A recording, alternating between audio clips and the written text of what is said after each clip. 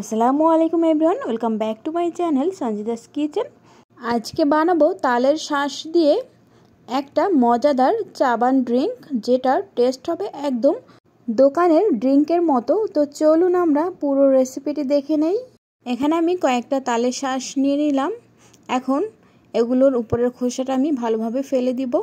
খোসাগুলো ফেলে দেওয়ার পরে এগুলোকে আমি ছোট ছোট করে কেটে নিব। এই যে দেখতেই পাচ্ছেন, এগুলোকে আমি একদম ছোট ছোট করে কেটে নিয়েছি।